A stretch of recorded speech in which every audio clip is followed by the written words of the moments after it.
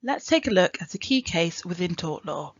The case is Wells v Cooper, 1954, and this is a case upon the topic of negligence and more specifically breach of duty. The defendant in this case was an occupier of premises. The claim was being made against them by a visitor to their premises. The facts of the case were that the defendant had fitted a new outside door handle on the back door of their house, with some screws that were not technically fit for purpose. The door was notoriously stiff, and on the day in question there was quite a strong wind. As the claimant closed the door when they were exiting the property, they pulled the door handle, and the door handle came away from the door, and the claimant fell down some steps and suffered some injury. Upon this basis, they sought to make a claim in negligence against the defendant.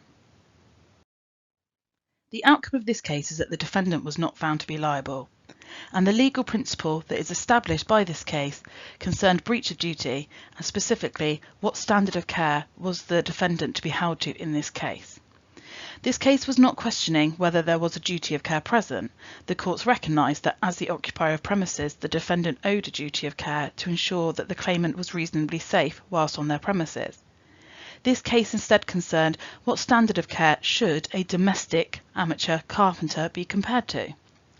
The courts concluded that the defendant was perfectly entitled to complete this task himself, and that as he was not a professional carpenter, he was not to be judged to the standards of a reasonably professional carpenter. Alternatively, he was to be judged by the standards of a reasonably competent amateur carpenter undertaking that task at home. As he was not being compared to a professional carpenter, it was found that he had not breached his duty. This is a case which is a good example to refer to in an exam application question when you're trying to establish what standard of care a particular defendant should be compared to.